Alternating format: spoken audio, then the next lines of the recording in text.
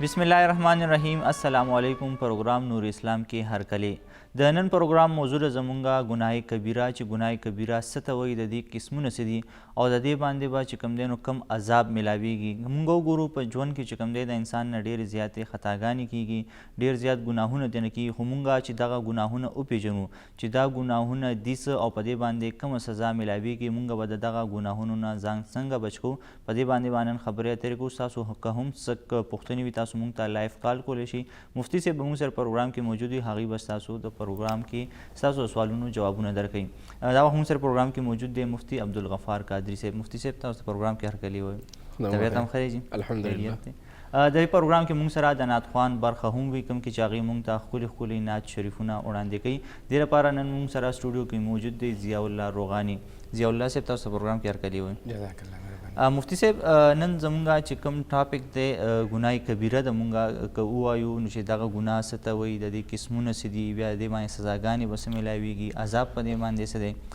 که پیله مونږ دا ووایو چې ګناه کبیره اصل کې ده څه، د دې تعریف که مونږ وکړو دې ته دا کومه ګناه ده چې هغې ته ګناه کبیره ویلی شي؟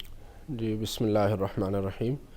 د اسلام چې دنیا ته الله جل شانه انسانانو د عمل دپاره مقرر کړی دی چې انسانان دا دین ومني او بیا په دې باندې عمل وکړي، نو د هغې اصل غرض دا دی چې دغه انسانیت ته فایده ورسي. جی هر انسان خپل ذات نه خپل ځان ته هم ګټه ورسي او معاشرې ته هم فایده ورسي. نو دې غرض او مقصد دپاره الله جل شانه دین او شریعت مقرر کړی دی. او موږ چې کله دین او شریعت باندې عمل کوو نو موږ خپل ځان ته هم ګټه رسو او خپل ځان نه غیر چاپیره نور خلکو ته هم فایده رسو. او کوم انسان چې بیا د دین د هغې لارې نه بېلارې شي او داسې لارې باندې روان شي چې په هغې کې خپل ځان ته نقصان رسي یا نور خلکو ته نقصان رسي، نو دغه لاره د ګناهونو لاره ده. او بعض اوقات هغه ګناه وړوکې وي، معمولي وي، او بعض اوقات د هغې هغه نقصان او تاوان او اثر چې دی هغه ډېر لوی وي. نو دغه لحاظ سره چې کله ګناهونو ته موږ وګورو نو ګناهونه په دوه قسمه دي. یو هغه ګناه دی چې هغې ته حقوق الله ویلی شي او یو هغه ګناه دی چې هغې ته حقوق العباد ویلی شي. نو د الله جل شانه په حق کې انسان چې کله کمې زیاتې وشي نو هغې د الله جل شانه حق ووهلو نو دی به د الله جل شانه نه معافي غواړي. او چې کله د بنده حق ووهلو نو دی به بیا د بنده نه معافي غواړي او الله جل شانه نه به هم معافي غواړي. نو حدیث پاک کې نبی علیه الصلاة والسلام مبارک دغه ګناه کبیره ښودلي دي. بعض احادیثو کې و راغلي دي، بعضو کې دې نه زیات راغلي دي. علما کرامو چې دغه ګناهونه را جمع کړي نو بعض علماو اویا یاد کړي دي، بعض 200 پورې ګناهونه یاد کړي دي. نو دغه ګناهونو باندې به کوم غټ زموږ په معاشره کې موجود دي، په هغې باندې به انشاءالله ډسکشن نن کوو. خو ګناه کبیره ویلی شي څه ته، کوم ګناه ته لوی ګناه ویلی شي، نو حدیث پاک په رڼا کې دغه ګناهونو تذکره به هم کوو.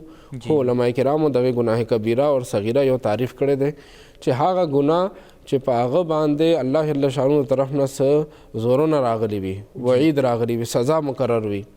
په احادیثو کې د هغې څه سزا بیان شوي وي چې شریعت په یو ګناه باندې څه سزا بیانه کړې ده، په هغې باندې څه زورونه ورکړی شوی ده چې دغې ګناه نه ځان وساتئ، کنې دغه تکلیف دغه سزا دا به میلاویږي. نو دغه شانتې ګناه ته ګناه کبیره ویلی شي. صحیح. او که چېرې یو ګناه په باره کې دغه خبره نشته نو بیا علما کرام فرمایي چې دا ګناه صغیره ده. خو بعض علماو یو ډېر ښایسته خبره کړې ده چې ګناه ویلی شي د الله جل شانه نافرماني ته. جی که هغه نافرماني وړه ده او که لویه ده نو دا د الله جل شانه نافرماني ده. نو دغه لحاظ سره هر یو ګناه چې دغه خدای پاک نافرماني د وجې نه هغه لویه ده. نو انسان ته ګناه ته وړوک نه کتل پکار چې دا خو ډېر وړوکې ګناه دا خو ډېر معمولي دی، په دې باندې څه کېږي.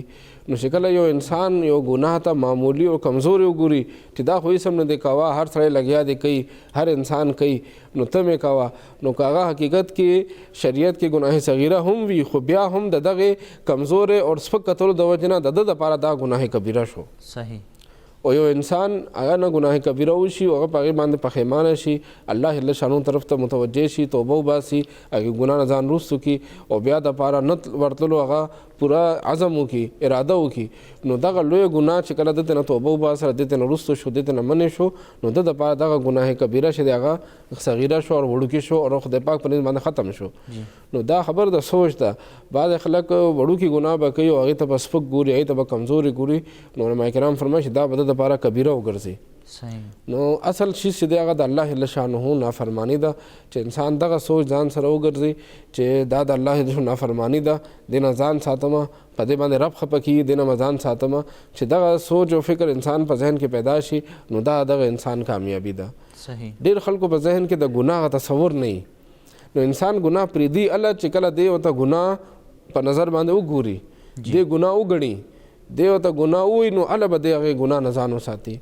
نو ډېر خلکو په نظر کې دغه ګناه هغه تصور ختم شوی دی. نو نن پروګرام هغه موضوع ده دې دپاره ایښودلی شوې ده چې موږ په معاشره کې بعضې ګناهونو باندې نظر واچو هغې ته ګناه وګڼو ګناه ووایو او بیا ترې ځان ساتلو هغه کوشش شروع کړو او که چا نه شوي وي نو د هغې بخښنې دپاره کومه لاره پکار ده د هغې دپاره څه کول پکار دي نو هغې باندې به هم نن انشاءالله کوشش کوو چې دغې ګناه کبیره نه که یو انسان په زړه کې خدای پاک احساس پیدا کړو چې ما نه خو ژوند کې دغه ګناهونه شوي دغه ګناهونه شوي اوس به څه کومه نو د هغې نه معافۍ دپاره خدای پاک دین کې کومه طریقه بیان کړې ده په هغې باندې به ډسکشن کوو. نو ګناه کبیره هغې ګناه ته ویلی شي چې هغه د الله جل شانه نافرماني وي په هغې باندې الله جل شانه طرف نه یو سزا مقرر وي په هغې باندې دنیا کې او آخرت کې یو وعید راغلی وي نو دغه شار انتکار ته ګناه کبیره ویلی شي. صحیح. مفتی صاحب څنګه تاسو ذکر وکړو چې د ډېر زیات قسمونه دي په دې باندې به یو چې کوم دی ډیټیل کې بیانو که هغه قسمونه موږ بیان کړو او ړومبی چې کوم دی نو په دې کې که شرک راځي داسې جادو ده ورپسې داسې غلا کول کرپشن دی که یو موږ ډیټیل کې بیان کړو ړومبی موږ سټارټ چې کوم دی د شرک نه والو چې دا څومره لویه ګناه ده او د دې عذاب څه دی. جی حدیث پاک کې نبی علیہ الصلوۃ والسلام مبارک گناهونه بیان کړي ګناه کبیره هغې کې هغې حدیث پاک الفاظ دا شي الموبقات یو روایت کې المهلکات چې دا هغه لوی ګناهونه دي چې انسان تباه کوي انسان هلاکوي. نو دغه کې ټول نه اول ګناه چې دی هغه شرک دی. شرک ویلی شي الله جل شانه کوم شان دی کوم صفات دي دغه دپاره کوم خبرې ثابت دي هغه خبره اکه شانته یو انسان دپاره یو مخلوق دپاره څوک ثابت کړي. الله جل شانه سره څوک برابر ګڼل هغې سره په عبادت کې دغه په صفاتو کې نو دغه کارونو کې څوک الله جل شانه سره مخلوق برابر وګڼي نو په دغه باندې دغه انسان چې دغه مشرک شو او دغه عمل ته شرک ویلی شي او دغه شرک نه لوی ګناه نشته دی. الله کریم قرآن مجید کې ارشاد فرمایي ان الشرک لظلم عظیم دا شرک چې ټول نه لوی ظلم دی. ټول نه لوی ظلم څه دی چې دغه ذات چې کوم ذات دغه انسان پیدا کړی دی نو دغه انسان لا اسلام ټول نه زیات عزت او احترام ورکړی دی.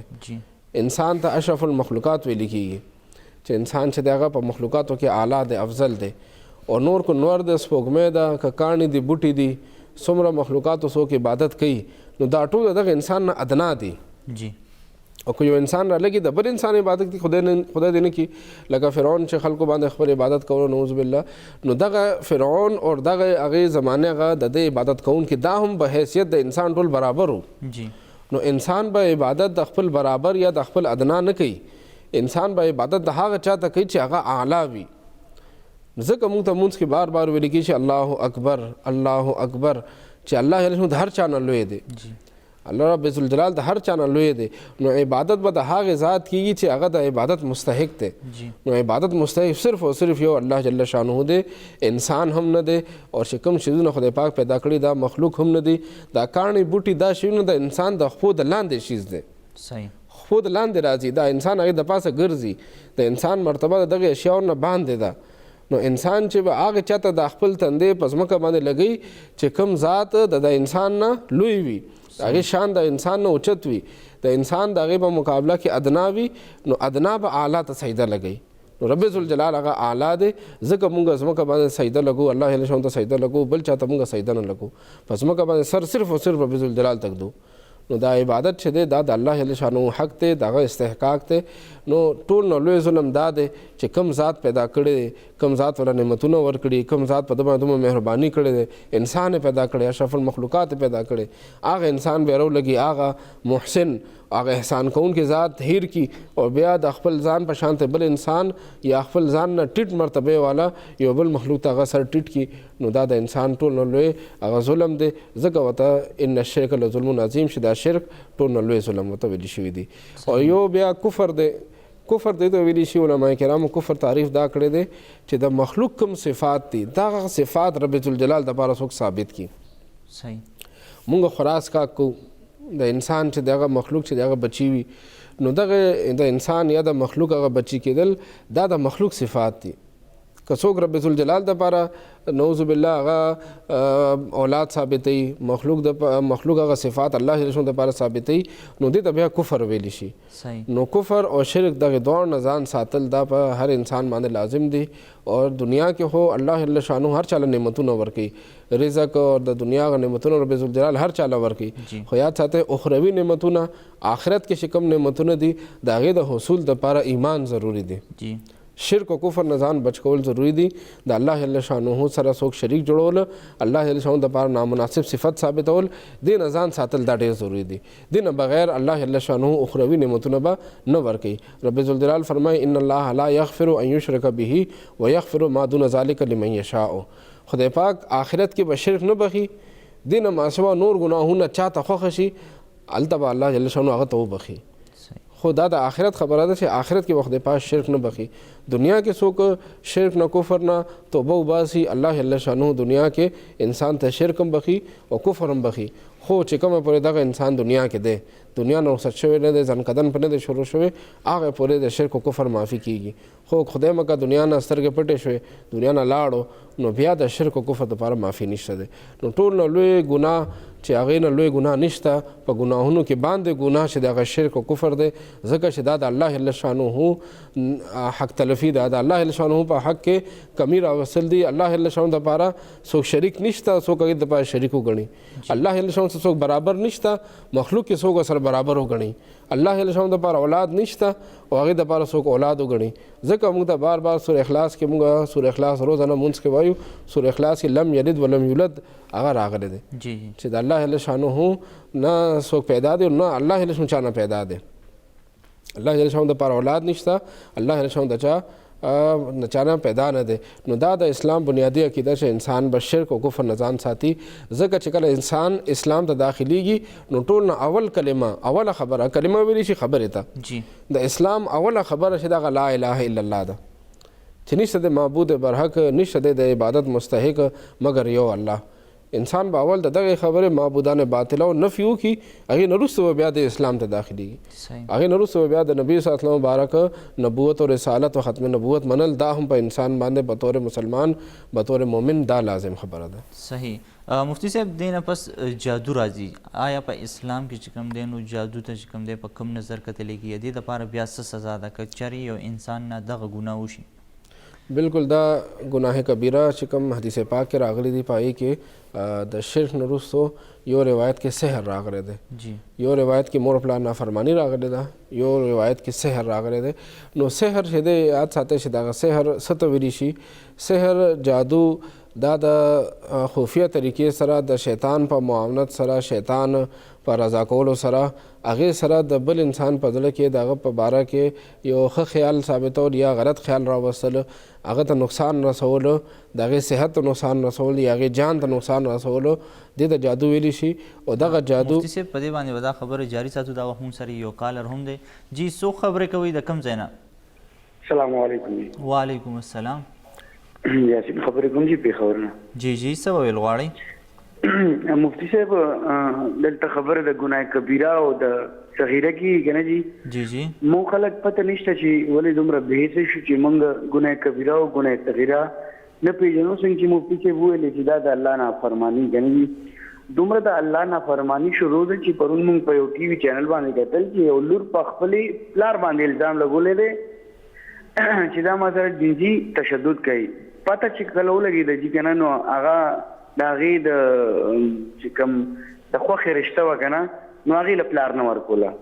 صحیح. نو مو خلک خو دومره بېحسه یو. بل د جادو نو مفتی صاحب مو خلک خو دومره اوزګار یو که نه چې هېڅه بېځه موږ به په یو سړي باندې یا په جینۍ باندې به موږ داسې جادو وکړو، داسې ټونې به پرې وکړو چې د هغې هغه ژوند چې کوم دی هغه به موږ عذاب کې واچوو. چېرته به عیسایانو پسې ګرځي، څوک به سیکانو پسې ګرځي، څوک به هندوانو پسې ګرځي.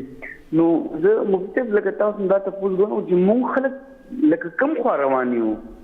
د الله او د الله د رسول چې کوم فرمان و هغه زموږ نه بلکل هېر دی. صحیح مفتی صاحب تاسو ته جواب درکوي یقینا چې زمونږ کم ټاپک دی نو هغه د معاشرې سره اکثر ریلیټډ وي. مونږ داسې ګورو چې زمونږ چاپیرچل کې څه روان وي او کم داسې ایشوز دي مونږ کوشش کوو چې په هغه ایشوز باندې خبره کوو. نن هم زمونږ دغه ټاپک دی چې مونږ تاسو څنګه خبره وکړه چې دلته کې داسې ګناهونه کیږي چې انسان یې اړو ګناه هم نه ګڼي چې دا زه ګناه کوم، هغې ته دومره په حقیر نظر سره کتلی کېږي. مفتی صاحب تاسو دغه جادو حوالې سره هم دغه خپله خبره جاری جی جادو بارہ کے قرآن پاک کے سورہ بقرہ کے اور مختلف ځایونو کې الله جل شانه دغه تذکره کړې ده چې دغه جادو د اسلام نه مخکې نه را روان دی، چې کوم وخت نه انسان را روان دی، تاریخ اسلامي را روان دی، نو د شیطان سره د حق او د باطل هغه مقابله شروع ده. نو دا جادو د شیطان په رضامندۍ او دغې په خوشحالۍ او دغې په کوشش باندې کېږي چې کله شیطان راضي شي، شیطان خوشحاله شي، نو هغه بیا خپل رانې خپل وسوسې هغه د بل په زړه کې اچي او هغه پکې رانې کوي. نو دغه جادو سره یاد ساتئ چې څوک جادو کوي، جادوګر او څوک ورله ورغلی دی جادو دپاره، دغه دواړه کسان چونکې شیطان رضا کول غواړي، شیطان په رضامندۍ باندې دا کار کیږي، نو دغه دواړه کسان د ایمان نه لاس وینځي، د ایمان نه خلاص شي، نو هله بیا دغه شیطان دی دپاره دغه کار کوي. نو دغه کوډ جادو اور بل انسان ته په پټه طریقه باندې نقصان رسول که هغه ښځه او خاوند دي، نو قرآن پاک رب ذوالجلال د مخکیني جادوګرانو یو طریقه واردات دا بیان کړو چې دوی به ښځه خاوند په منځ کې جدایي راوسته. نو ټول نه زیات شیطان چې خوشحالېږي، دا خبره ما مخکې چېرته یو پروګرام کې کړې وه چې د ښځې او خاوند د یو بل نه په جدا کولو باندې خوشحالېږي. حدیث پاک کې راځي چې دا شیطان په سمندر باندې خپل تخ واچي اور بیا واړه واړه شیطانان چې دغه خلک ګمراه کول دپاره لیږي، چې کله دغه شیطانان ورځ تېره شي واپس راشي خپل کارګزاري بیانوي، نو یو شیطان وي ما په انسان باندې دا ګناه وکړو، هغه لوی شیطان وي تا هېڅ هم نه دي کړي، بل ورته وي ما دا وکړو، دغه لوی شیطان وي تا هېڅ هم نه دي کړي. آخر کې یو شیطان راشي هغه وایي زه ښځه او خاوند پسې شم، ښځه خاوند په زړه کې وسوسې اچول با تر دې پورې چې ښځه خاوند د یو بل نه جدا کړل. نو په حدیث پاک کې راځي نبی علیه الصلاة والسلام بار فرمایي چې هغه لوی شیطان ورته د خپل تخت نه راپاسي او هغه وړوکي لږ غاړه ورکړي چې شکار کړی نو تا کړی دی.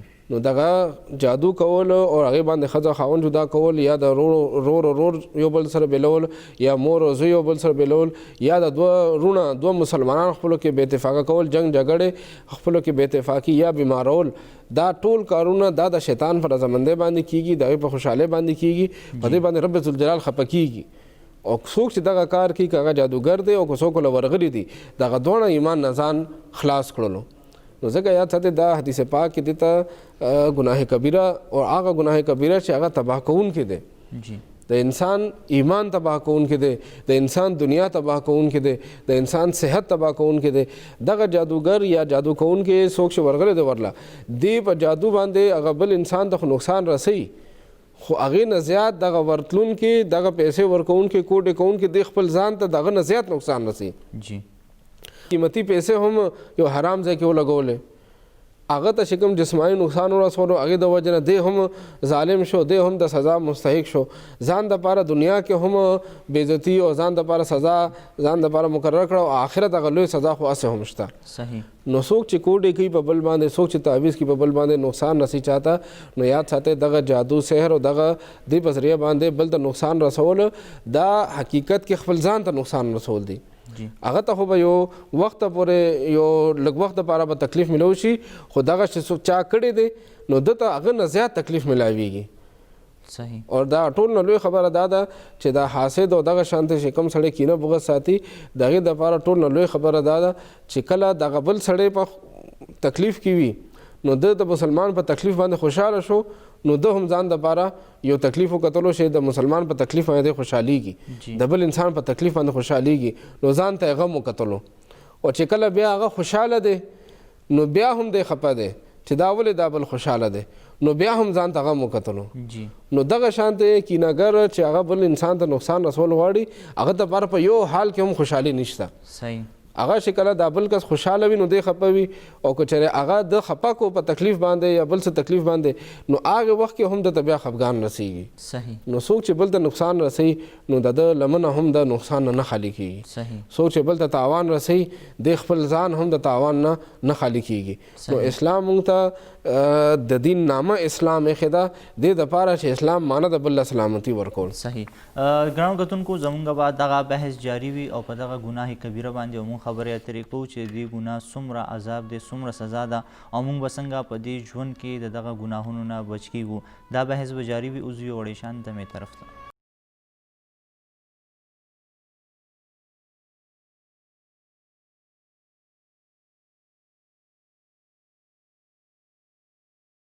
ګرانو کتونکو، پروګرام کې یو ځل بیا هرکلی موږ به په دې پروګرام کې دغه خپل بحث خبرې اترې جاري ساتو چې ګناه کبیره څه ته ویلی شي او په دې باندې به څومره سزا میلاویږي. موږ ډسکشن کولو د جادو حوالې سره. څه خلک وایي په دې باندې یقین هم نه لري چې آیا جادو شته که نشته. دا آیا دا هم خلکو ته نقصان رسولی شي جادو؟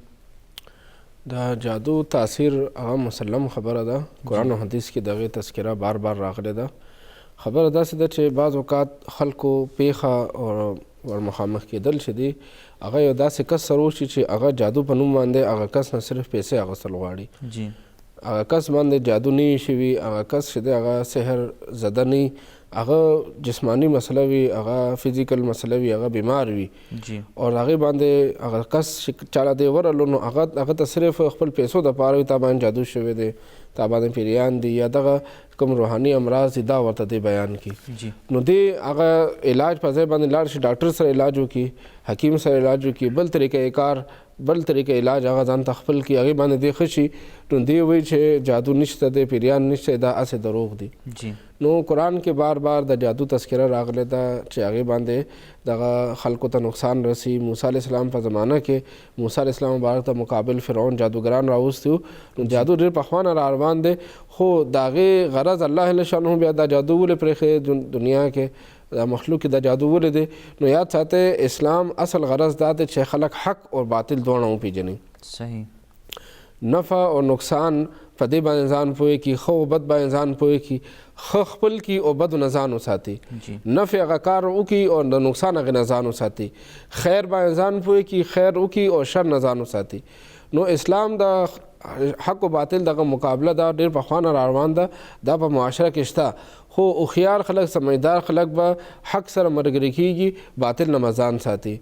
موږ دپاره د جادو د سحر حفاظت نه، د پیریانو د نجات دپاره او د نظر بد نه بچیو دپاره قرآن پاک شته، خدای پاک کلام شته. نو موږ به هغې سره خپل تعلق مضبوط کړو. قرآن پاک تلاوت چې کله کوو نو قرآن پاک کې الله رسول هغه تاثیر ایښی دی چې هغې سره جادو هم ختمیږي، سحر هغې سره پیریان هم تښتي، هغې سره نظر بد هم ختمیږي. نو موږ دپاره الله رسول دا کوم قرآن را لګلی په طور مسلمان په طور مؤمن دا زموږ ذمهواري ده چې موږ قرآن پاک سره خپل تعلق مضبوط کړو. چې کله قرآن پاک تلاوت کوو نو د قرآن پاک نور سره دغه پیریان انسان نه تښتي، قرآن پاک نور سره جادو سحر ختمیږي. انسان چې کله صدقه او خیرات کوي نو دې سره تکلیفونه هغه جادو سحر او دغه بلاګانې دا رد کېږي. چې کله انسان نیک اعمال کوي نو دې کې دننه خپل روحاني او نور پیدا کېږي چې هغې سره دغه شیاطین او دغه بد اثرات دا ورسره ختمیږي. صحیح. نو څنګه په معاشره کې موږ ګورو چې د ګولې د ګزار هغې یو اثر مسلم دی، نو یاد ساتئ دغه شان د جادو هغه اثرات دا هم یو مسلم دی. خو صرف دومره خبره چا باندې یقیني واقعي جادو شوي وي هغې ته د هغې اثرات معلوم وي. نو ډېر خلکو ته جادو نه وي خو خلک ورته صرف د خپل پیسو دپاره د خپل صرف ذاتي مفاد دپاره هغې ته تا باندې جادو شوی دی او د هغې خاتمې به دومره پیسې اخلمه نو هغې بهانې باندې تېنه بیا پیسې اخیستل غواړي او کس تېنه ځان بچ کړي، خپل علاج وکړي، هغه ټیک شي. یا بعض اوقات خلکو ذهني مرض وي، هغې نفسیاتي مرض وي، ذهني مرض وي او بل سړی ورته تا باندې پیریان دي نو هغه چې کله خپل نفسیاتي علاج وکړي، خپل د کوم سایکاټریک سره ملو شي، هغې نه هغه خپل علاج وکړي، هغه ورسره ټیک شي نو هغه بیا وایي چې قرآن پاک د اسلام کې چې دی هغه پیریان نشته دی. نو دا غلطه خبره ده. قرآن پاک یو سورت الجن په نوم باندې دی. جناتو تذکره ده، جنات یو حقیقت دی، یو مسلم دی او د دنیا کې د انسانانو نه زیات تعداد د پیریانو دی. صحیح. مفتی صاحب همدغه خبره به دې ځای نه جاري ساتو. دا وخت موږ سره یو کالر هم دی. جی څوک خبرې کوي د کوم ځای نه؟ دغه کار ډراپ شوی دی. مفتی صاحب تاسو د سورې جن خبره کوله چې یو قرآن پاک کې یو صورت هم دی په دې اړه. جی الله جل شانه چې کوم مخلوقات پیدا کړي په هغې کې انسانان هم شته، هغې کې پیریان هم شته. دغه انسانان او پیریان هغه مخلوق دي چې هغې ته د اسلام او د شریعت هغه احکام متوجه دي چې هغې ته په دین کې مکلف ویلی شي. نو مونږ انسانان څنګه د خو بد مکلف یو، موږ به ښه کوو بد نه ځان ساتو، دغه شان پیریان هم دغه احکاماتو مکلف دي. خو دومره خبره چې صرف پیریان موږ ته سترګو باندې ښکاري نه، نور محسوسیږي بعض اوقات انسان په کور کې وي اوازونو په طریقې سره یا بل یو طریقې سره محسوسیږي نو کوم یو شیز موږ ته په سترګو باندې نه ښکاري نو دا د دې خبرې دلیل نه دی چې هغه شیز نشته. ځکه نن سبا جدید ساینس موږ ته ترقي وکړله دا موږ ته ټمپریچر سترګو باندې نه ښکاري چې سترګو باندې نن څومره یخني ده نن څومره ګرمي ده هوا کې نمي څومره ده خو هغه موږ ته ساینس هغه آلات موږ ته ښیي چې دغه شی شته دی یخني دومره ده ګرمي دومره ده اوبو هوا کې نمي دومره ده نو دغه شانتې دین موږ ته دا ښودي چې دا پیریان هم شته. قرآن پاک کې سورې جن دی نو دا مستقل یو مخلوق دی د نبی علیه الصلاۃ والسلام بعد سره دغه ملاقات شوی دی. نبی علیه الصلاۃ والسلام بعد څنګه انسانانو ته دین اسلام دعوت ورکړی دی دغه شانتې په قرآن کې راغلی دی د سورې جن کې او دغه شانتې احادیثو کې راغلی دی چې نبی علیه الصلاۃ والسلام مبارک دغه پیریان سره ملاقات شوی دی هغې ته هم هغې مبارک پیغام ورکړی د دین اسلام.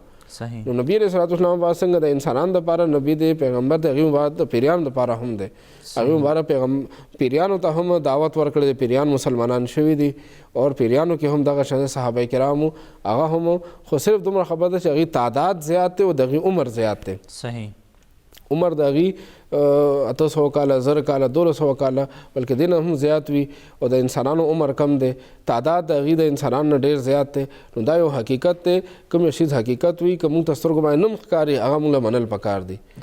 دا بله خبره چې بعض خلکو به یو دوکهباز سره پیښه شوي هلته کې به هغه ورته یو ذهني مریض نفسیاتي مریض هغه به ورته دې پیریانو په مریض باندې ښکاره کړي وي نو هغه دوکه شوی دی یا هغه غلط شوی دی خو د هغې د انکار نه د پیریانو انکار نه لازمیږي پیریان یو حقیقت دی هغه شته دی او د هغې سره هم حساب کتاب کېږي دا هم مکلفین دی قرآن او حدیث کې هغې ثبوت شته دی. صحیح دا هم سره یو کالر هم دی چې څوک خبر کوي د کوم ځای نه؟ السلام علیکم. وعلیکم السلام. څوک خبرې کوي د کوم ځای نه؟ بلوچستان ورلایس خبره کوم نور محمد شاه صاحب. جی ستاسو आवाज ډیر کلیر نه راځي تاسو خپل کوېسچن وکړئ. نور محمد شاه خبره کوم بلوچستان لورلایس. جی څه به ویل غواړئ؟ سرتاس مېلمنو ته سلامونه او تاسو سلامونه نیکیلې وړاندې کوم. سلام. ولستاسو سما سوال دا چې دلته موږ په معاشره کې خاص کر په دې پښتو معاشره کې کېدای شي په نور هم د ستاسو په پښتونخوا په دغه کې هم داسې وي چې هلته خلک نن سبا پر دې تعویض باندې ډېر دغه کوي چې هغه دلته کور کې پیریان دي او تاسو مفتي صاحب څخه دا پوښتنه کوم ما د یو مفتي په غاړه تعویض نه ولدی ما د یو طالب په غاړه باندې تعویض نه ولدی موږ تاسو خورکان مورکان زغلي تعویضګرو ته زغلي د کور نه پیسې هم وړي او په کور کې قسم نسبتونه د تاسو یې لرم چې تاسو په خپل په دې باندې روښنايي واچوي چې آیا دا جایز دی که نه دی جایز؟ صحیح تاسو ته مفتی صاحب جواب درکوي. مفتی صاحب تاسو که د دې په کوېسچن باندې کلیر شوي پوه شوم دې وي چې زموږ په کورونو کې پیریان وي او دغه پیریان د نجات دپاره خلک علما او مفتیان هم تعویضونه کوي خلکو له تعویض ورکوي خو د هغې په خپل غاړه باندې تعویض نه وي صحیح خبرې نه استعمال. نو ما دا خبره مخکې هم وکړله چې کله یو انسان په دین باندې عمل کوي مونځ او دس کوي تلاوت کوي نو دا انسان څنګه یو ظاهري جسد ده ظاهري جسم دی انسان کې دننه باطني یو جسم هم شته هغې ته اورا ویل کېږي روح سره یو جسم جوړېږي د اورا ویل کېږي د انسان یو نوراني حلقه انسان څومره نیک اعمال ډېر کوي د هغې نوراني حلقه نوراني دایره ورته ووایه هغې نه غیر چاپې نوراني یو لاین هغه سوا کېږي نیک اعمالو سره نو بیا څومره د هغه دایره سوا کېږي د هغه روحاني جسم اورا څومره غټېږي نو عمره دنه هغه پیریان او دغه خراب مخلوق هغه بیا تختی. صحیح. او څومره انسان کې دغه اورا انسان هغه باطني جسم انسان هغه روح کمزوري کېږي نو په ده باندې شیطاني قوتونه هغه زورور کېږي. صحیح. نو یو انسان که چېرې مونځ او دس کي تلاوت کوي نیک اعمال کوي نو د ده باطني جسم په خپله مضبوطېږي. جی. او بعض اوقات خلک چې دی هغه ډېر زیات کمزوري شوي د ګناهونو د وجې نه د غلط کارونو د وجې نه او د مونځ او دس نه کولو د وجې نه نیک اعمال د لري نو بیا هغې سره دغه تعویض د هغې بدن سره لګوي چې قرآن پاک هغه نور دی کې راشي او هغې نور د وجې نه دغه پیریان دی نه لرې وي. صحیح. که دغه انسان تلاوت شروع کی مونځ او دس 15 وخته شروع کی د قرآن مجید تلاوت کی سوره یاسین شریف وي آیت الکرسی وي نو دا هغه وظایف دي چې د وجې نه شیطان په خپله منلي دي. یو حدیث کې راځي چې شیطان راغلی هغه ډېر اوږده واقع ده بیا به چېرته بیان کړم خو هغې حدیث پاک کې د صحابي د شیطان نیولی نو هغه شیطان مې زه تاسو یو وظیفه ښیم چې که چېرې آیت الکرسي څوک ووي نو دغه انسان هغه شیطان بیا لرې اوسي. صحیح.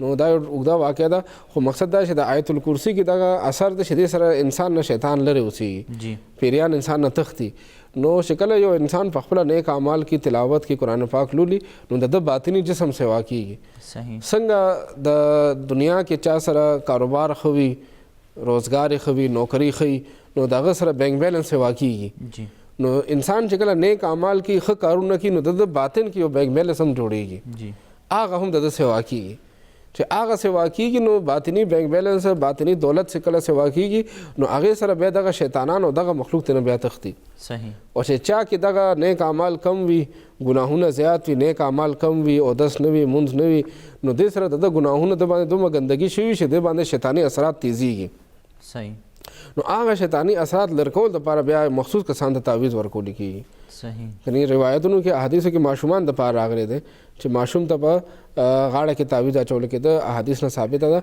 خو مونږ اوس لوی ته ولې اچو ځکه چې د نن سبا د لوی مثال د ماشومانو ګرځېدلی دی صحیح مفتي صاحب دا خبرې به اترې جاري ساتو ګرانو کتونکو مونږ به دغه خپل بحث جاري ساتو چې ګناه کبیره څه ته ویلی شي په دې باندې کومې سزاګانې ورکړې کېږي او د دې نور څه قسمونه دي په دغه ټولو باندې به مونږ دغه خبرې اترې کوو اوس یو وړی شان دمې طرف ته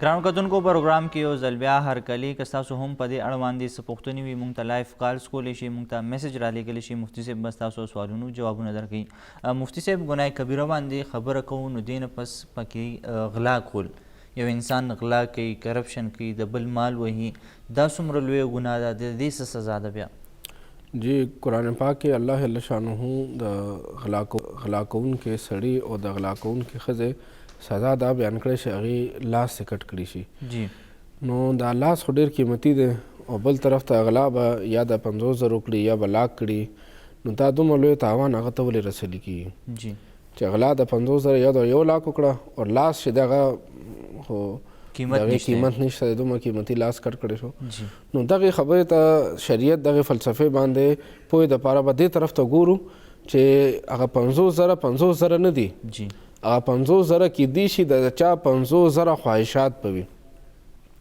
دغه 50,000 به هغه په ډېر خواره محنت باندې به ګټلي وي هغه به کیدی شي د لور واده دپاره خور واده دپاره د ښځې بیمارۍ دپاره یا د خپل څه حاجت دپاره مور پلار دپاره څه غرض دپاره به هغې ایښي وي دا صرف 50,000 روپۍ نه دي دا د هغه د ټول عمر خواري به وي دا به د هغه ټول نه لوی خواهش به وي چې هغه ترې نه واغستلی شو نو د هغه زړه مات شو دغه ټول هغه چې کومه خوشحالي وه څومره چې هغه منصوبې ځان سره جوړ کړي هغه ټولې منصوبې لاړې ختمې شوې نو اسلام دا نه مني چې یو انسان د په خپل لاس باندې بل انسان ته نقصان ورسي صحیح دا خبره به مفتي صاحب همدې ځای نه جاري ساتو دا هم سره یو کالر دی چې څوک خبرې کوي د کوم ځای نه جی السلام علیکم وعلیکم السلام زه محمد عمر خبرې کوم د اسلام آباد فرادي ته نه جی څه به ویل غواړئ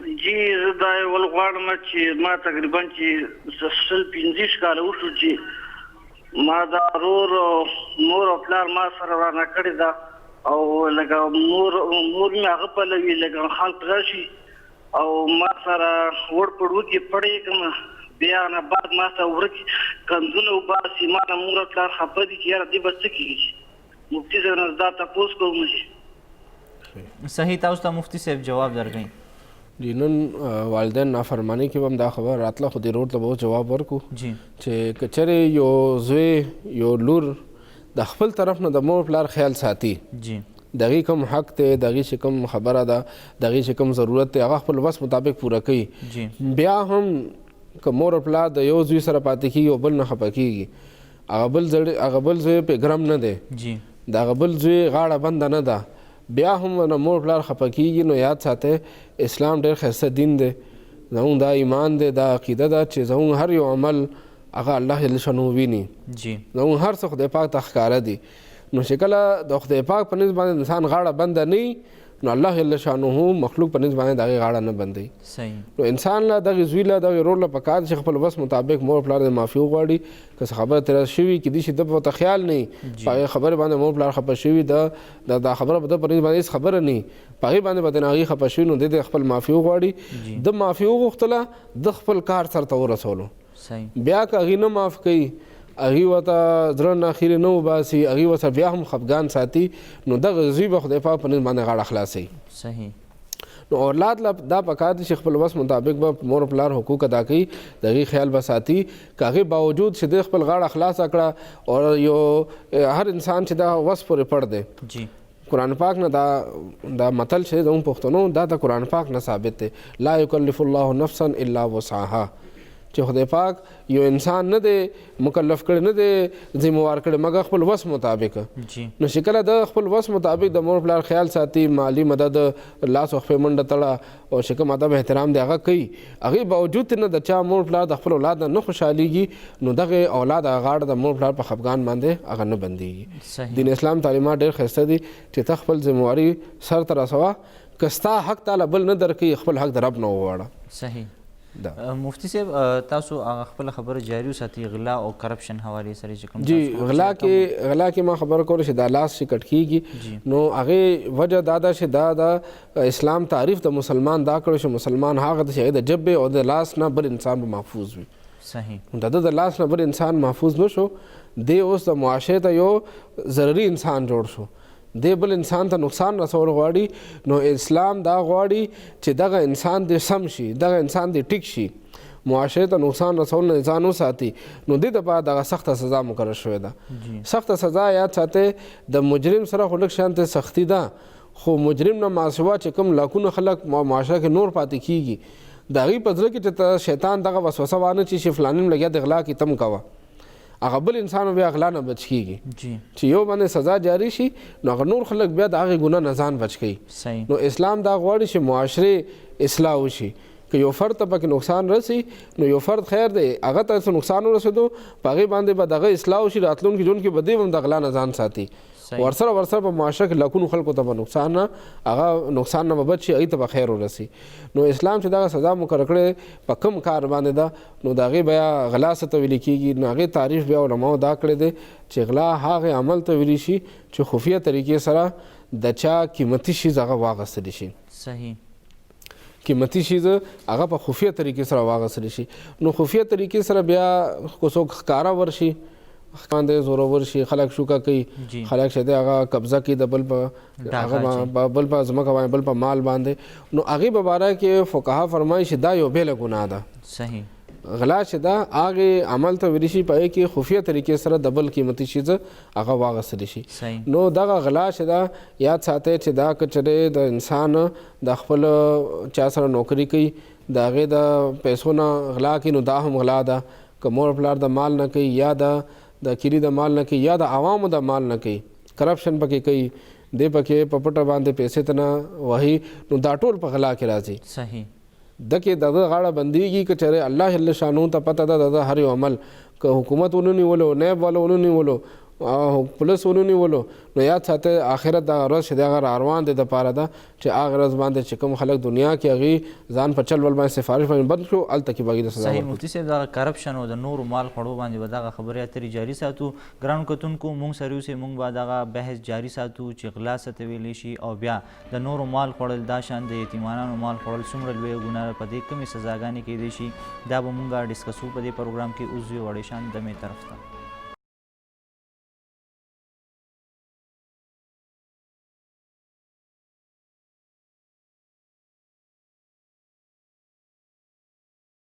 ګرانو کتونکو پروګرام کې یو ځل بیا هرکلی نن خبره کوو مونږ د ګناه کبیرې حوالې سره چې ګناه کبیره څه ته وایي د دې څومره قسمونه دي او په دې باندې څومره عذاب او سزا میلاویږي.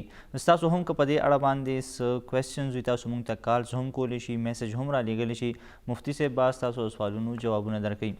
مفتي صاحب بریک نه وړاندې مونږ د غلا خبره وکړه بیا راځي پکې کرپشن څوک چې کرپشن کوي د ملک پیسو ته چې کوم دی نقصان رسوي د ملک معیشت ته نقصان رسوي د دې نه علاوه بیا دې سره ریلیټډ که چېرې څوک د بل مال خوري یا د یتیمانانو مال خوري دا څومره لویه ګناه ده. کرپشن هم غلا یو قسم دی رشوت اخیستل دا هم اغلا یو قسم دی د اغلا سره تړلې کرپشن سره تړلې خبره ده ځکه چې دې کې چې کله یو ذمہ دار سړی یو ګناهګار او یو مجرم ونیسي او هغې خلاف چې کوم کیس جوړېږي هغه چې څومره خلکو ته نقصان رسولي اور هغې په ځای باندې دی بیا هغه رشوت واخلي او هغه آزاد کړي نو بعض اوقات هغې کې د بل جان و مال ته خطره وي ملاوټ والا کسان ونیسي چې هغوی په پیو کې هغوی په خوراک کې ملاوټ کوي او دوی بیا هغه آزاد کی نو په هغې باندې چې کوم پیسې واخیستې دا کرپشن چې کوم وکړو نو دا د سوونو د زرګونو خلکو صحت ته نقصان ده ورسولو دوی به سبا بیا دغه عمل کوي اور دته به خلک ګوري دته به د ده ملګري ګوري تعلق والا ګوري چې ده دومره پیسې ورکړي ځان اخلاص کو نو سبا بل سړی هم دا کار کوي نو دغه عمل به معاشره کې خور شي نو زرګونو خلکو صحتونو ته به دې سره نقصان ورسي نو دغه کرپشن صرف د یو سړي پیسې وهل نه دي که یو سړی د خپل کور کې یا په خپل دفتر کې غلا کړي نو هغه صرف هغه مالک او د هغې پیسو مالک سره صرف د ده غاړه بنده شوه صحیح مفتي صاحب همدا خبر ودې ځای نه جاري ساتو موږ سره یو کالر دی جی څوک خبرې کوي د کوم ځای نه چې زه کټي خبرې کوم ساجده جی جی څه به ویل غواړئ زه مولوي صاحب سره خبره کول غواړم جی جی تاسو کوېسچنز وکړئ یو مسلې باندې جی جی جی مولوي صاحب نه تپوس کوم چې زما د لور کوربند سړي ده نو هغه خلکو سواده غواړي ها ټیک دی نو زما څه مجبوریانې دي زه سواده نه شم ورکولی نو زه غواړم چې داسې وظیفه راکړي چې هغه خلک خپله ووایي چې بس دا واده نه کوو بات کوو صحیح تاسو ته مفتي صاحب جواب درکوي دې زنانه چې کوم لور ورکړې ده هغې بیا واده غواړي نو دوی ورته تیار نه دي نو دوی ته پکار دي چې خپل لور صحت ته وګوري چې واده دپاره چې کوم عمر پکار دی نن سبا زموږ حکومت چې دی ګورنمنټ 16 سال عمر د نکاح دپاره کم از کم مقرر کړی دی اوس یې 18 کړی چې کم از کم 18 سال چې د هغې ایج وي او 18 غالبا لا قانون نه دی جوړ شوی هغې باندې قانون سازي روانه ده او قانون لا پاس شوی نه دی قومي اسمبلی او سینټ نه خو جوړ شوی دی هغه خو پاس شوی لا نه دی نو فلحال چې موږ نکاح تړو نو موږ ته چې کوم نکاح نامه کې او هغې دپاره موږ ته چې کوم هدایت راځي نو اوسه پورې 16 سال خو بیا هم بعض اوقات 16 سال کې هم هغې صحت دا دې قابل نه چې هغه د واده هغه ذمهوارۍ سرته ورسي نو بیا هم هغې ته قتل پکار دی نو هغې د یو کال نیم قتل پکار دی که د دې ماشومه هغه واده قابل ده د واده ذمهوارۍ سرته رسولی شي نو بیا دې ته خپل مالی حیثیت ته نه قتل پکار او دغه چې کوم الګ کورنۍ ده هغې ته هم د دې مالی حیثیت ته قتل پکار دی چې د دې مالی حیثیت کمزوری دی نو دوی نه بیا جهیز مطالبه نه ده پکار اور دوی له صرف د غربت د وجې نه دغه واده لیټ کول نه دي پکار بلکې الګ والا دې سره ګزاره وکړي دوی د هغې سره ګزاره وکړي او واده سادګۍ سره وکړي هغه پښتو متل دی چې خپل سادر مطابق انسان خپې وغځوي نو خپل ځان ته وګوري چې څومره خرچې واده باندې کولی شي نو بس لاندې څومره خرچې وي عمره خرچې دې وکړي او دغه شانته واده دې وکړي ښه خبره ده او که واده هغه جسماني طور باندې لور قابل نه ده یا هغه لږ شانته ټایم غواړي هغه ذهني طور باندې پخته کېدل غواړي نو بیا هم مور پلار نه دي پکار الګ کور نه دي پکار چې په زوره باندې دغه رشته وغواړي نو دغې دپاره وظیفه به زه وښیم چې دې الله جل شانو نامه ده یا تواب 409 پرې ووایي دعاګانې کوي انشاءالله د الګ کور به د دې خبره ومني صحیح دا هم سره یو بل کالر هم دی چې څوک خبرې کوي د کوم ځای نه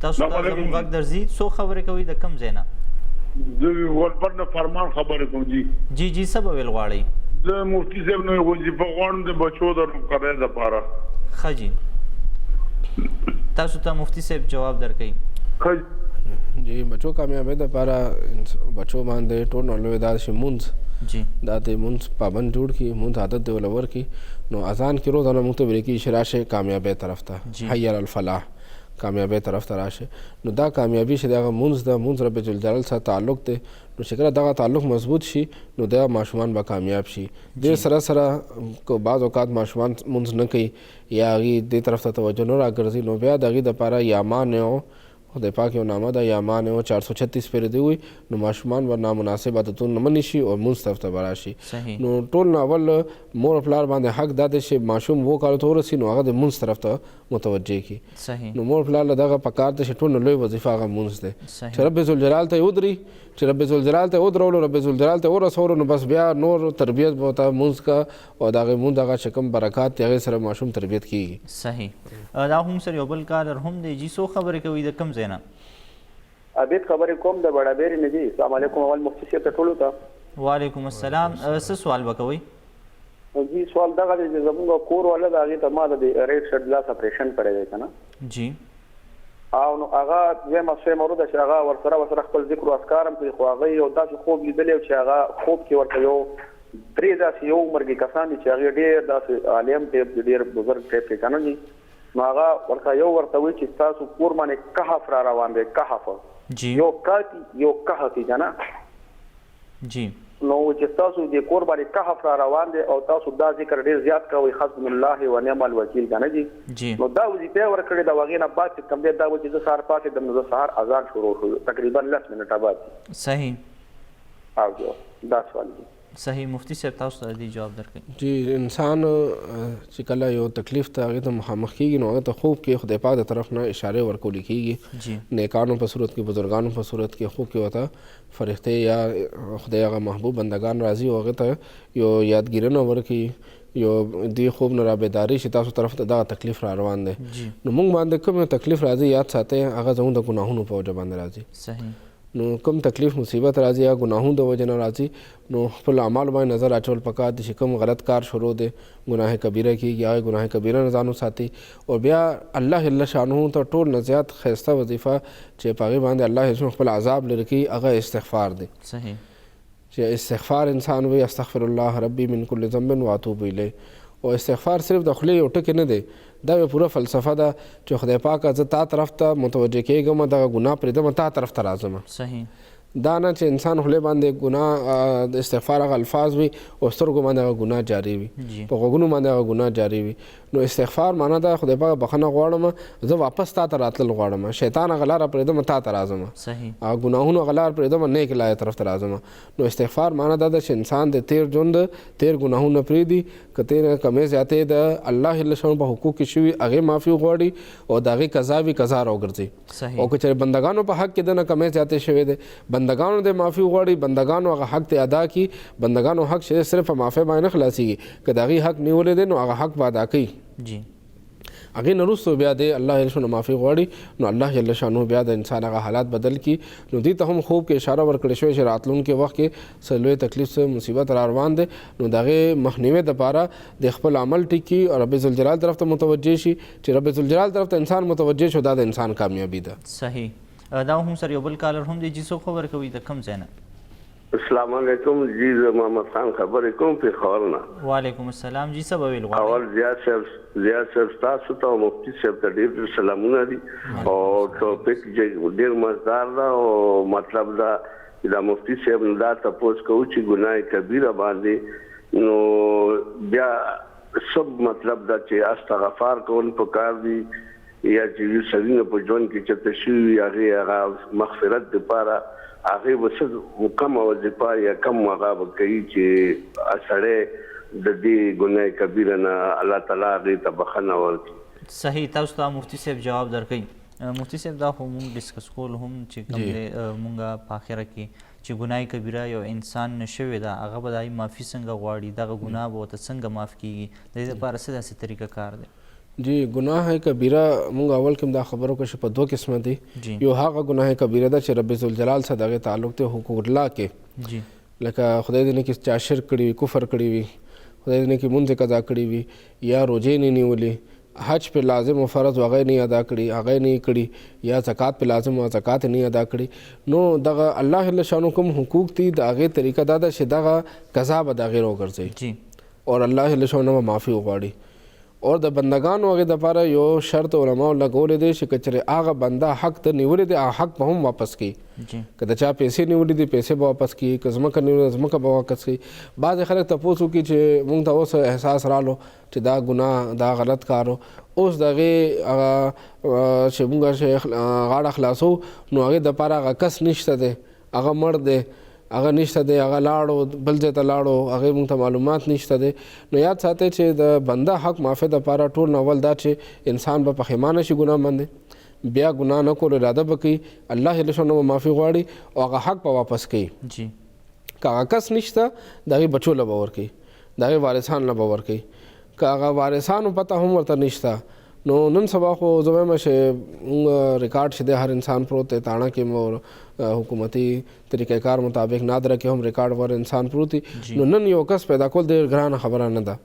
که هغه کس نشته د هغې خپل خپلوان شته کلیوال شته علاقې خلک شته دفتر خلک شته نو نن سبا یو کس معلومات هغه آسان دي.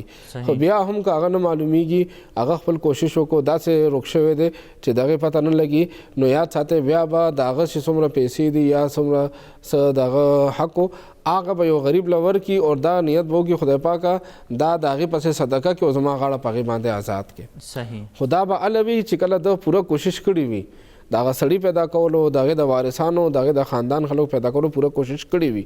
دا نه چې کس ورته ښه معلوم دی او بیا د پیسې خیرات کوي او دی وایي چې بس زما غاړه به خلاص شي. نو چې کله کس معلوم دی خاندان معلوم دی د هغې اولاد نسل معلوم دی هغې ته وارثان ته به ورسي نو بیا به د غاړه خلاصېږي. صحیح. مفتی صاحب که چېرې یو انسان د بل انسان نه غلا کړي وي یا یې نه پیسې چې کوم دی نو هغه وهلي وي د هغه نه چې کوم دی د هغه حقونه وهلي او بیا هغه ته واپس کوي او چېرې هغه وغواړي چې زه دلته خپل ځان نه ښیم او په یو طریقه داسې وایي چې انسان ته پته هم ونه لګي آیا د ګناه بیا هم معاف شو؟ دله دا پکار ده چې چا نه د پیسې یا حق والی دی یا د حکومتي حق والی حکومتي اکاونټ یا کرپشن یې کړی دی نو یو طریقې باندې هغې کس ته هغه پیسې ورسوي. صحیح. لکه د هغه ته اختر پر ورځ لاړ شي او بچو له پیسې ورکړي یا هغه ته اختر مبارکي ورکړي یا هغه کس بیمار دی او دا پیسې وله ورکړي او دا هغه دی وکړي چې یار دا ستا بیماري ده او نیت دا وکړي خدای پاکه دا زما هغې کې ورکوم زما غاړه خلاصه شي نو یو طریقې باندې هغه ته هغه پیسې ورسوي. صحیح. وینا ورته هم نه کړي دغه پیسې ورته ورسوي نو په دې باندې هم د هغه پیسې واپس حقدار ته ورسېدې نو د ده غاړه به آخرت کې الله جل شانو خلاصه کړي. خو هغې دپاره به ټول اول حق دا چې اکه کس ته ورسي که هغه وفات شوی دی نو هغې بیا اولاد ته ورسي. که چا کرپشن کړی دی او هغه دا غواړي چې زه واپس چې دی هغه خپله غاړه خدای پاک په نوم باندې خلاصه کړمه نو حکومتي اکاونټ کې هغه پیسې جمع کولی شي. مختلف فنډونه جوړیږي ډیم فنډ جوړ شو یا داسې نور څه داسې حالات راشي چې حکومت وایي چې دی کې تاسو عوامو سره امداد دپاره دی کې پیسې واچوئ نو که هغې فنډ کې یو کس پیسې واچي نو په هغې باندې هم بیا د دغه سړي غاړه خلاصېږي. صحیح. دا هم سره یو بل کارر هم دی جی څوک خبرې کوي د کوم ځای نه؟ السلام علیکم. وعلیکم السلام. جی زه قاسم خان خبرې کوم لکه مروت نه. جی څه به ویل غواړئ؟ جی دا مفتی صاحب ته مې ډېر ډېر سلامونه او یو سوال مې ونه کوه پوښتنه مې ځینې کوله. جی جی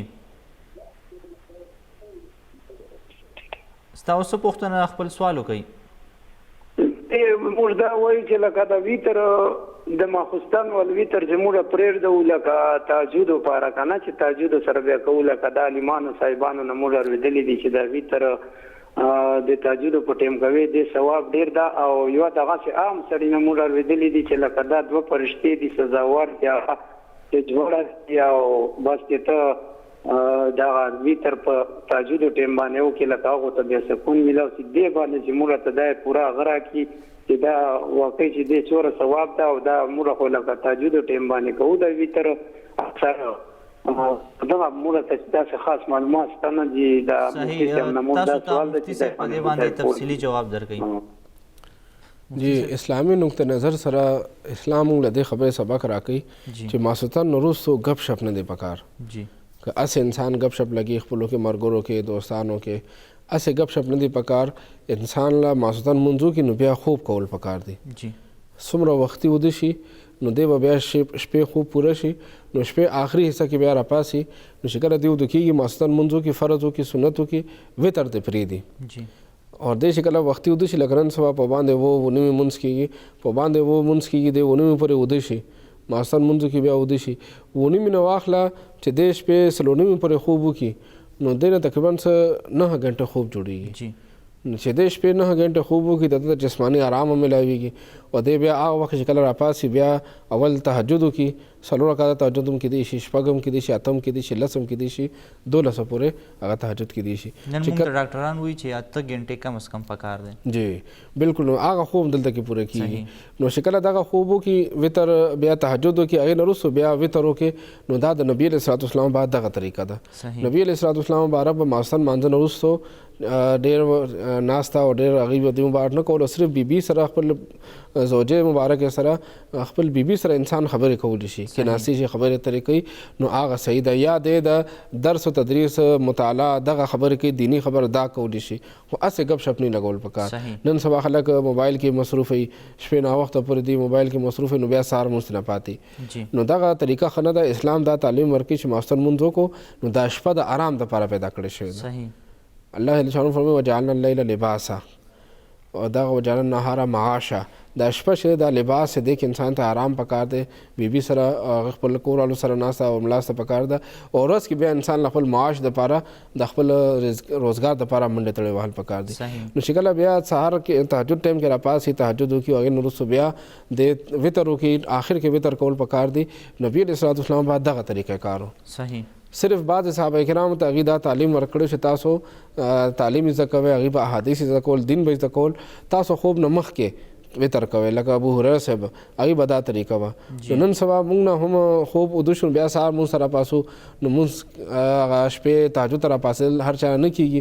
نو هغې د وجې نه علما وایي چې اوده کېدو نه مخکې وتر کوئ. کوم سړی راپاسي هغه دین باندې صحیح عمل کوي، وختي اوده کېږي، وخت بیا تهجد ته راپاسي، نو هغه دپاره ډېر ثواب دا دی چې د وتر آخر کې وکړي.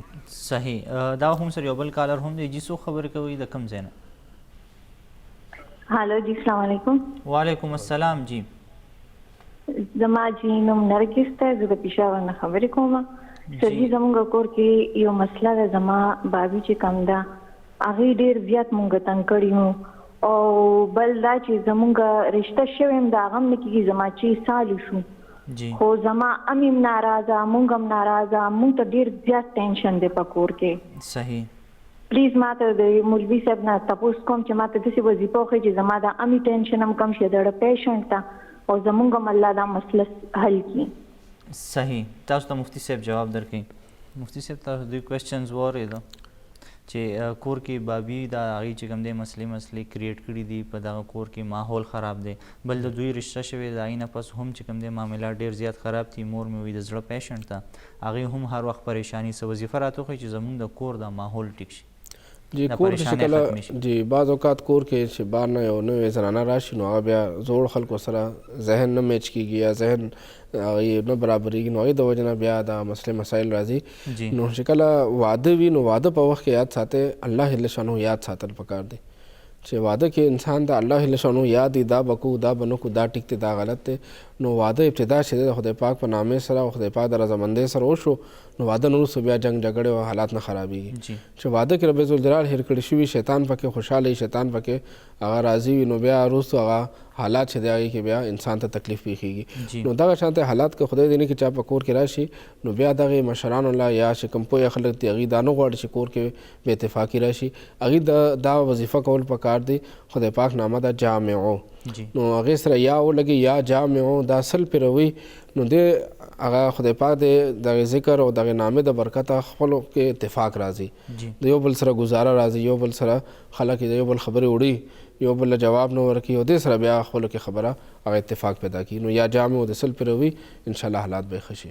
صحیح. مفتي صاحب دا کال څو پکې ډېر زیات بریک رالو، دې نه وړاندې مونږ خبره کوله د کرپشن حوالې سره هم وشوه، د نورو مال خوړل یا د یتیمانانو مال خوړل دا څومره لویه ګناه ده، دې څه سزا ده؟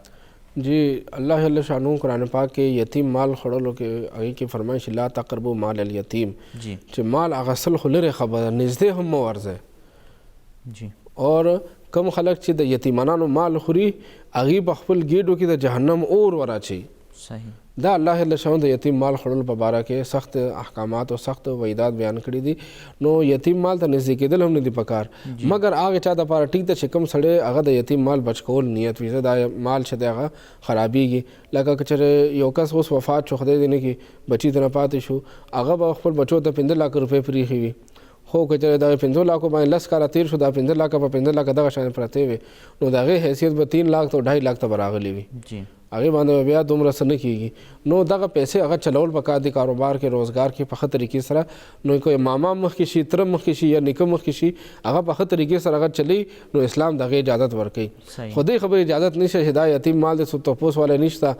ما ته پته ده چې دغه رور پیسې ما سره دی کاروبار کې دا د اوس یتیم مال دی رور لاړو بچو ته څه پته چې د پلار مار چې تر څه څومره پاتې دی تر څه څومره برخه ده تر څه څومره پیسې دي. نو یاد ساتئ چې الله جل شانو هر څه نه باخبره دی. یتیم مال ته نږدې کېدو نه هم اسلام منع کړی ده.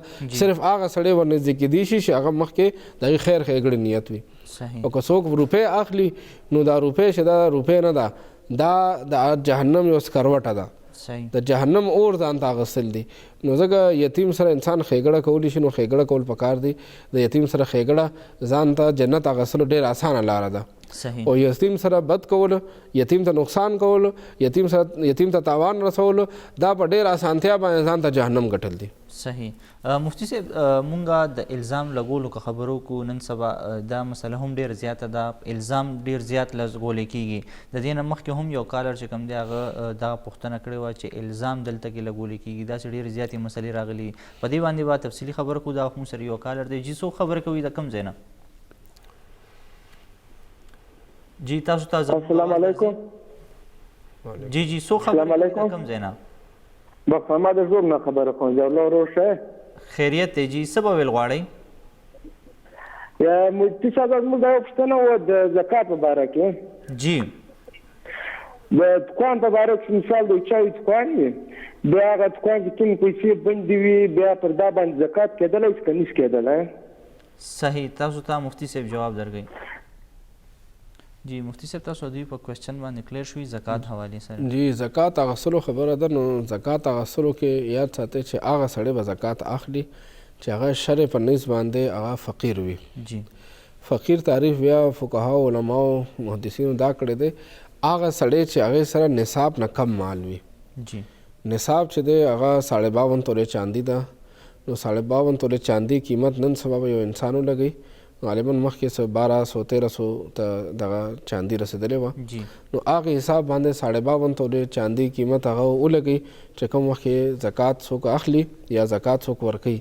نو دی به دغه وخت کې حساب ولګوي چې دغه وخت کې دومره پیسې که ده سره شته یا د هغې سرو زر د دومره برابر سره زر به سره شته د هغې مطابق د سره چاندي شته یا د سره نن سبا خلکو بانډونه اغوستي وي نن سبا خلکو کشتونه اچولي وي نو دا ټول د ده پیسې دي.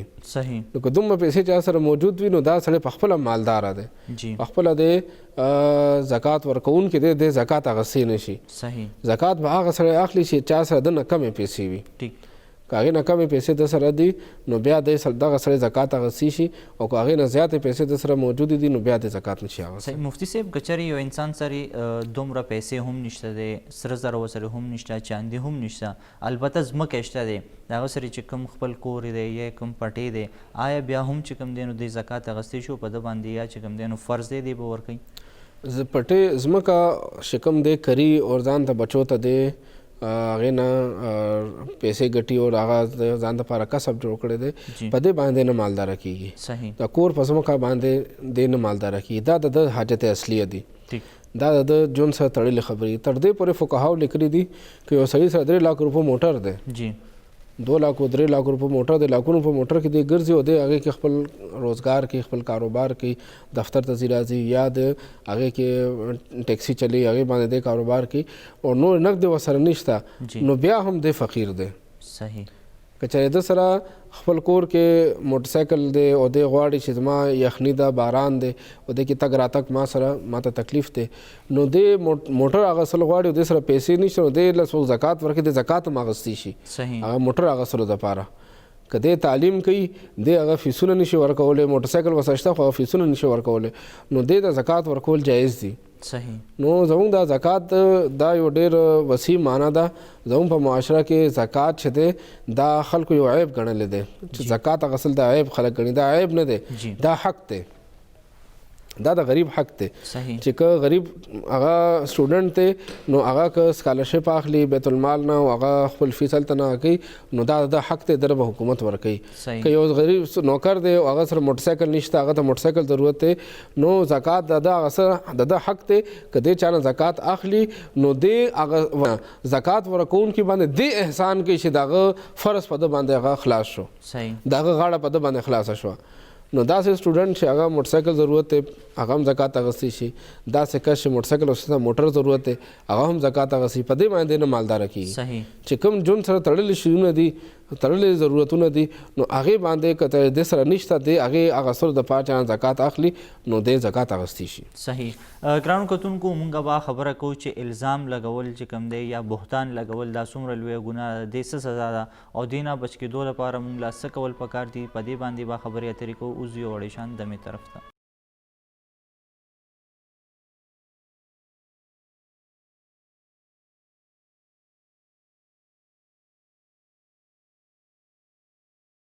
ګرانو کتونکو پروګرام کې یو ځل بیا هرکلی د نن پروګرام موضوع زمونږه ګناه کبیره چې ګناه کبیره څه ته وایي د دې څومره قسمونه دي او الله تعالی په دې باندې څه سزا ایښې ده څه عذاب ایښی دی چې دغه انسان که چېرې ګناه کبیره وکړي هغه ته به څه سزا میلاویږي. په دې باندې خبرې اترې جاري دي.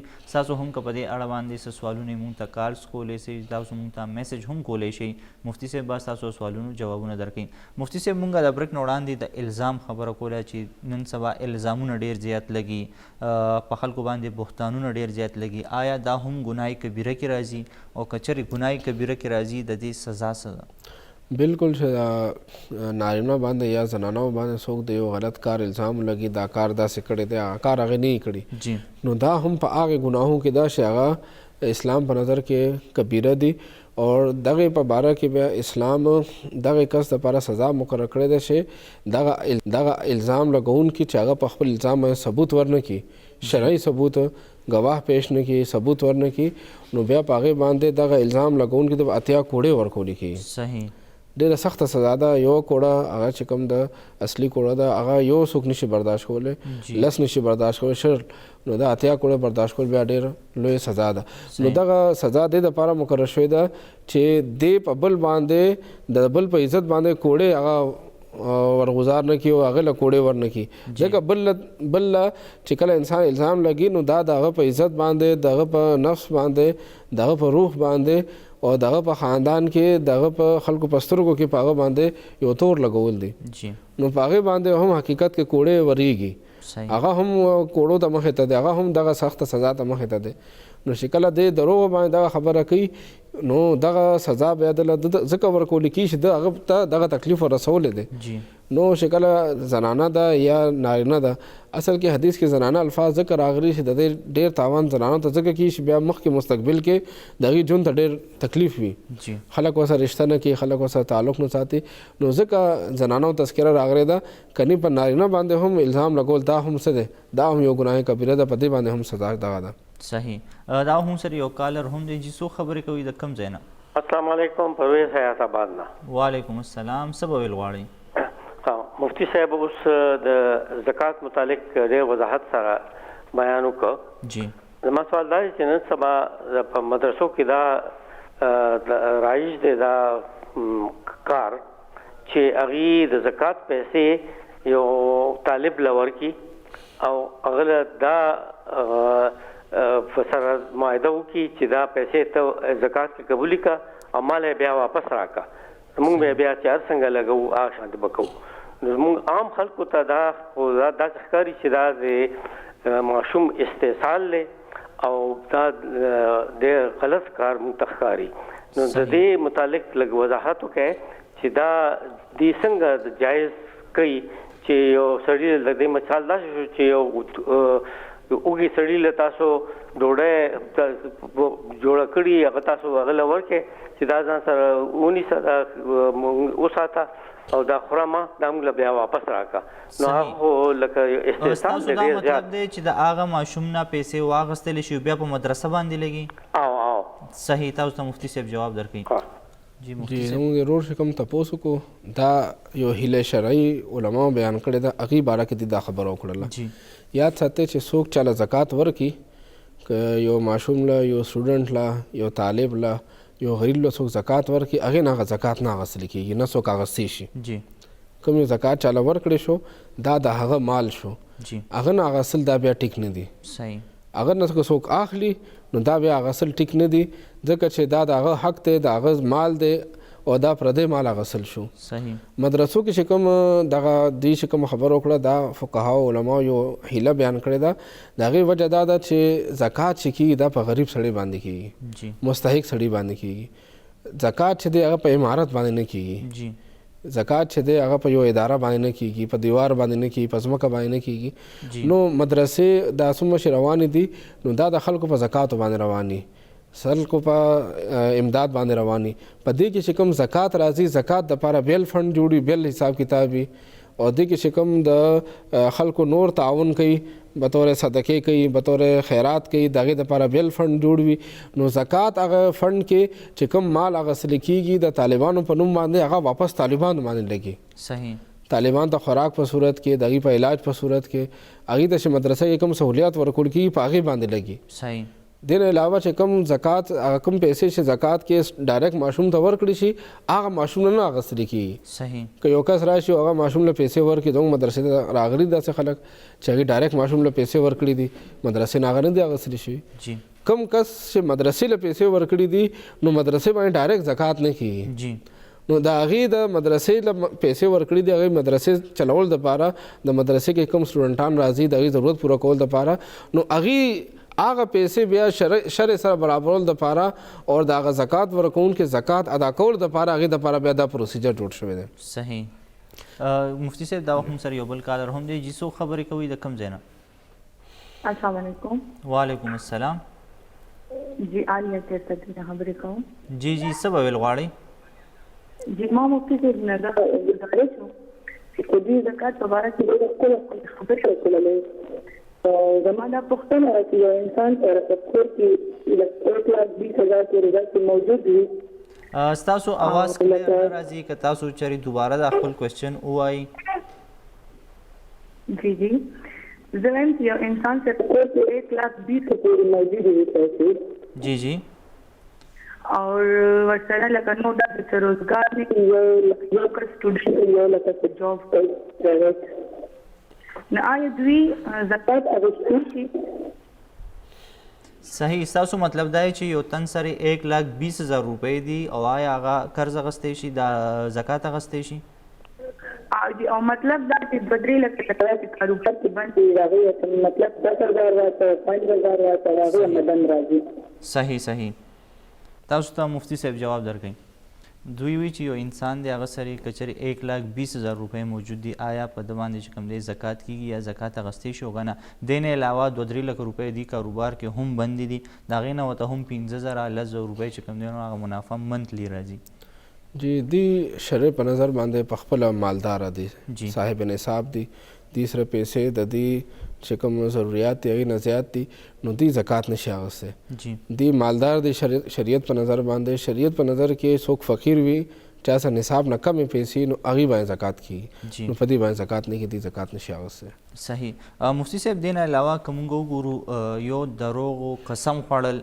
او بیا دروغو ګواهي ورکول چې کوم دی نو په دې باندې هم ډېر زیاتې مسلې دا وخت روانې دي اکثر مونږ په دې خپلو جرګو مرکو کې کتلي دي چې په یو مسله باندې قسم خوړلی کېږي که چېرې یو انسان په دروغو باندې قسم وخوري د دروغو ګواهي په عدالت کې ورکړي دا څومره لویه ګناه ده جی بالکل د ګناهونو کې هغه ګناهونه چې کبیره دي او کبیره کې بیا هغه چې هغه هلاکوونکي دي جی هغه د انسان عزت د انسان ایمان د انسان دنیا د انسان آخرت هر څه هلاکوونکي دي په هغې کې یو شی دی هغه دروغ و ګواهي هم ده دروغ و ګواهي نه مراد دا ده چې انسان یو کار کې ګواه نه وي دی په خپل لیدلی نه دی دا یو کار د په مخکې شوی نه دی او دی په دروغ باندې پیسې واخلي چا نه او لاړ شي عدالت یې ګواهي وکړي یا جرګې مخې ته ګواهي وکړي نو دغه شانته ګواهي دا صرف خولې نه یو څو ټکي وباسل نه دي خولې نه څه یو هوا وباسل نه دي بلکې دا یو ځان ته د دنیا آخرت غم کتل دی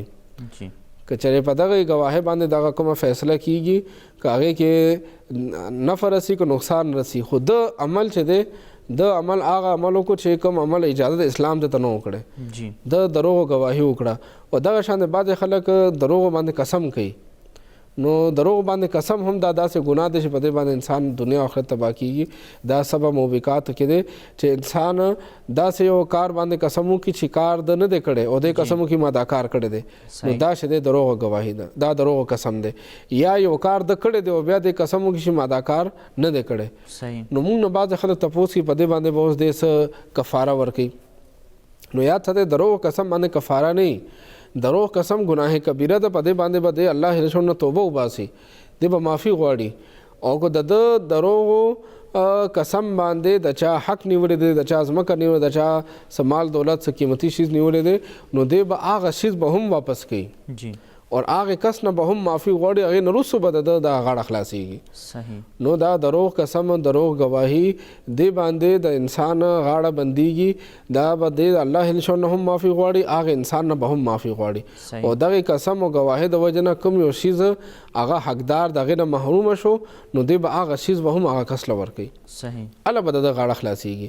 نو زموږ په عدالتونو کې بعضې خلک پیسو باندې گواهي کوي، لاړ شي صرف هغه سر پوره کوي، صرف حاضري وکړي.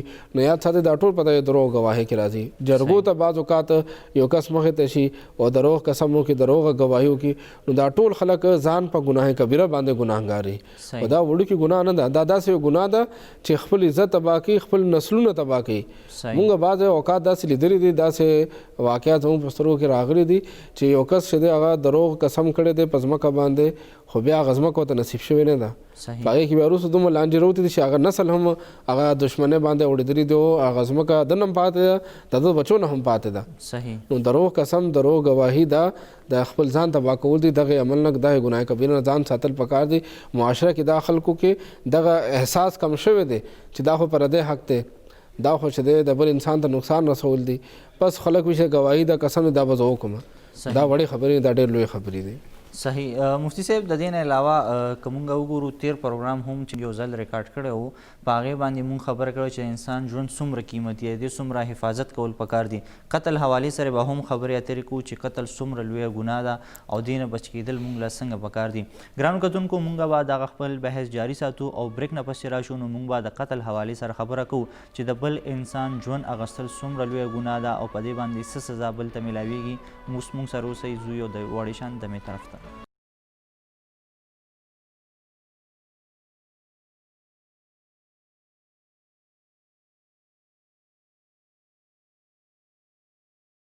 ګرانو کتونکو پروګرام کې یو ځل بیا هرکلي زموږ خبرې روانې دي په ګناه کبیره باندې چې دغه کوم هغه ګناهونه وي چې هغې ته ډېر زیات لوی کتلی شي او د هغې عذاب او بیا د هغې سزاګانې هم ډېرې زیاتې لویې دي. مفتي صاحب بریک نه وړاندې مونږ خبره کوله قتل حوالې سره چې د بل انسان ژوند اخیستل څومره لویه ګناه ده، دې سزا بیا څه ده؟ د ژوند د الله جل شانو په نعمتونو کې یو لوی نعمت دی او دغه لوی نعمت څوک اخلي نو دغه لوی ګناه وکړي، ناحقه قتل هغې سزا بیا الله جل شانو قرآن پاک کې ارشاد فرمایي من قتل مؤمنا متعمدا فجزاؤه جهنم، چې څوک مؤمن راولګي او هغه مؤمن ووژني نو دغه سړی به همیشه دپاره جهنم کې سوځي. او که یو انسان راولګي دلته کې مؤمن تذکره ده، که غیر مسلم ووژني ناحقه نو یاد ساتئ هغې هم سزا بیا اسلام کې قتل دی. اسلام کې دا قانون دی چې کوم ذمي غیر مسلمه زموږ په ملک کې پاتې کېږي او هغه ملکي قانون اسلام نه خلاف نه دی روان نو هغې ته نقصان رسولو هم اجازت نشته.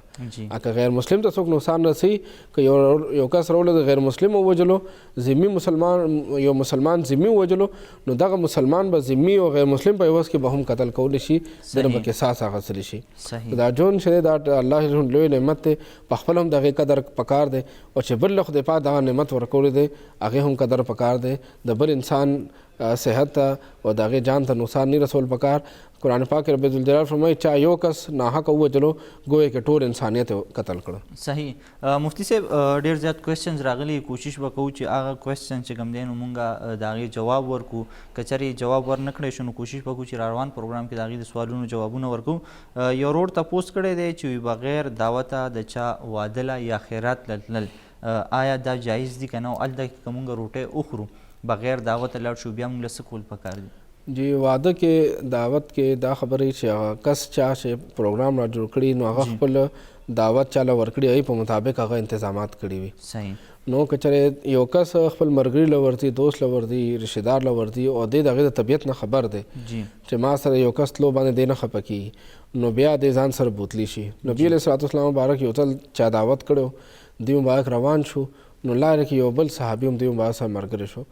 نو دی مبارک چې کله هلته ورسېدو هغه مالک ته ووایي چا چې دعوت کړی هغه دعوت مالک ته ووایي چې موږ سره دا کس لارې کې ملګری شوی، دعوت ورته نشته، که ستا اجازت را به شي، که ستا اجازت نو واپس به شي. هغه فرمایله قربان را دی شي. نو کوم ځای کې انسان خبرېږي چې ما سره دا کس تلو باندې هغه کس نه خفه کېږي، نو هغه هلته کې انسان بوتلی شي. او کوم ځای کې خبره د لیمیټډ وي، لکه شادي حالو کې خلکو شادي حال چې پر هیډ هغې انتظام کړي وي، نو داسې ځای ته نه تلل پکار. او که خیرات کړي هغه عام دعوت کړي، کلي کې اعلان کړي وي، مرګرو ته پیغام ورکړي وي، نو هلته کې بیا انسان ورتلی شي. کوم ځای کې عام دعوت وي، کوم ځای کې خاص دعوت وي، هلته کې بیا ځان سره کسان سوی بوتلل نه دي پکار. صحیح. مفتی صاحب یو بل تن سوال کړی دی چې آنلاین کاروبار آیا جایز دی که نه؟ که چېرې موږ دې کې پیسې انویسټ کړو. په دې باندې موږ یو پروګرام هم کړی. جی هغه پروګرام کې موږ تفصیلي خبره کړې وه. نو دې بعضې کمپنو چې کوم نوم لیکلی دی هغې کمپنو چې ما ته اوسه پورې کوم معلومات دي، نو هغه ګورنمنټ آف پاکستان یو اداره جوړ کړې ده، ایکسچینج سیکیورټي ایکسچینج کمیشن آف پاکستان. هغې سره رجسټریشن چې دا ضروري دی، هغې سیکیورټي ږدي، هغې نه وروسته هغه کمپنۍ کاروبار کولی شي. نو د نور طریقه کار شرعي وي، خو ورسره یو شرط دا هم ضروري دی که دغه رجسټریشن چا نه کړي، نو دې نه مخکې 2-3 سکینډل داسې تیر شو چې خلکو عوامو پیسې واخیستل بیا وتښتېدل، نو ځکه دغه کمپنو کاروبار هغه ناجایز دی. صحیح. مفتی صاحب یو بل تن کوېسچن کړی دی چې په باتروم کې چارندام کول څنګه دي؟ آیا موږ کولی شو؟ جی باتروم کې بعض اوقات انسان جهاز کې ځي یا بهر ملکونو ته لاړ شي، هلته کې بهر بیل چارندام ځای نه وي. باتروم کې هغې دغه دننه انتظام کړي وي، نو که چېرې هغه ځای ګندګۍ نه لرې وي، نو هلته کې دی چارندام کولی شي. خو دومره فرق به دی کوي چې دننه به هغه دعاګانې نه وایي. چې کوم چارندام کې دعاګانې ویل دي، ذکر اذکار کول دي، هغه دې نه کوي، او نور چارندام دی کولی شي. صحیح. مفتی صاحب یو بل تن کوېسچن رالیږلی دی چې زما کورواله سره تعلقات هم ښه دي، خو کله کله مې زړه کې وسوسې راشي چې دې له طلاق ورکړم او بل واده وکړم، وایي چې ما له دا څه کول پکار دي؟ جی دې باندې موږ پروګرام اول کې هم خبر وکړه چې شیطان دا کوشش کوي وسوسې زړه کې اچي، نو دا شیطانی وسوسه ده چې کوم بیبي خدای پاک درکړې ده، دا خدای پاک یو نعمت دی، دا خدای پاک نعمت قدر کول پکار دی. دا شیطانی وسوسه خیال ته راځي، دغه وخت کې ولا حول ولا قوة الا بالله العلي العظیم دغه وظیفه کول پکار دی. ورځ کې سل پر انسان دغه وظیفه کوي، نو دغه شیطانی وسوسه انسان نه بیا لرې کېږي. صحیح. مفتی صاحب یو بل تن کوېسچن کړی دی چې 12 کاله مې وشو اولاد مې نشته، یې څه وظیفه راته وښایي؟ جی دغه زنانو ته پکار دی او که خاوند ورسره راضي شي، نو دوی له دواړو نه ښځه او خاوند له پکار دی چې خدای پاک نامه ده یا برو، یا برو مازدیګر پسې سل پرې وي او ماښام ماندنه وروستو رب لا تذرني فردا وانت خیر الوارثین. دا قرآن پاک آیت دی، دا 11 پرې وي، انشاءالله خدای پاک اولاد نعمت به نصیب کړي. صحیح. مفتی صاحب یو بل تن سوال رالیږلی چې زما وراره دی او د هغه ژبه یې نښلي، څه وظیفه راته وښایي؟ وایي چې اول ټکو اوس یې ژبه یې نښلي. جی دا ماشومان اول ټکي او بیا وروسته ژبه نښلېدل شروع کړي، نو دا ما ډېر تجربه شوې ده، ډېر مریضان داسې راغلي دي چې هغې چې ما معلومات کړي نو هغه نظر بد مسله وي. نو نظر بد ماشومان چې د هغه د خپل مور پلار نظر هم اخلي، د کور خلکو نه هم اخلي، بهر وځي غم خاده ته لاړ شي، نو هلته کې بعضې خلک هغې نظر خراب وي، هغه نظر کوي ماشومان. نو دغه ماشومان مې په خپله کور کې دم اچول پکار دی. انا اعطیناک الکوثر یو پرې ووایي، 3 پرې ووایي، ماشومان دم کي، نظر بد اثر ورسره ختمیږي. او ژبه چې د کوم ماشوم نښلي، که ماشوم په خپله وظیفه کولی شي، نو یا قدوسو خدای پاک نامه ده 100 پرې ووایي، که ماشوم نشي ویلی نو بیا والله لوی دغه وظیفه شروع کړي، انشاءالله ژبې دا تکلیف به ختم شي. صحیح. مفتی صاحب یو بلې زنانه کوېسچن رالیږلی چې زما خاوند په سعودي عرب کې دی او ما ته خرچه نه رالیږي او مور او پلار ته خرچه رالیږي، دا یې څه وظیفه راته وښایي چې ما ته هم خرچه رالیږي او زما او د هغه چې کوم تعلق دی هغه ټیک شي؟ جی زنانه چې کله کور کې پاتې کېږي، نو دا د هغې حق دی چې خاوند به هغې له خرچه رالیږي، د هغه ضروریات قرآن پاک رب الجلال فرمایي وعلى المولود له رزقهن وکسوتهن بالمعروف. خاوند باندې لازم دی چې د ښځې جامه پیزار څنګه چې کلي معاشره کې د هغې په خاندان کې خلک کوي، دی به هم کوي. که یو خاوند نه کوي نو دی د فرض و تارک دی، فرض ته نه پاتې شو، غاړه بنده شوه. نو دغې زنانو له پکار دی چې یا رؤوف یا ودودو خدای پاک نامې دی، یا رؤوف یا ودودو، دا د 100 پرې ووایي او بیا دعا کوي انشاءالله خدای پاک به خاوند ورسره ټیک کړي. صحیح مفتی صاحب ډیره زیاته شکریہ مونږ ته پروګرام کې شرکت کولو. ګرانو کتونکو دا د نن ورځې پروګرام مونږه کوشش وکړو چې مونږه دغه ستاسو کومې پوښتنې وي د هغې جوابونه درکړو. که بیا هم ستاسو کومې پوښتنې پاتې وي د هغې جوابونه به تاسو ته را روان پروګرام کې ورکولی شي. تاسو د دې نه علاوه هم مونږ ته کوېشنز را لیږلی شي. مفتی صاحب به تاسو ته زمونږ چې کوم مشرق اخبار دی د هغې په سنډے میګزین کې هم جوابونه درکوي او را روان پروګرام کې به هم مونږ کوشش کوو چې ستاسو سوالونو جوابونه درکوو. دا زمونږ د نن ورځې پروګرام چې مونږ پکې خبرو کا ګناه کبیرې حوالې سره چې ګناه کبیره څه ته وایي د هغې څه قسمونه دي او الله تعالی په دې باندې انسان ته څه سزاګانې ورکولی شي. اوس اجازت غواړو د الله په امان.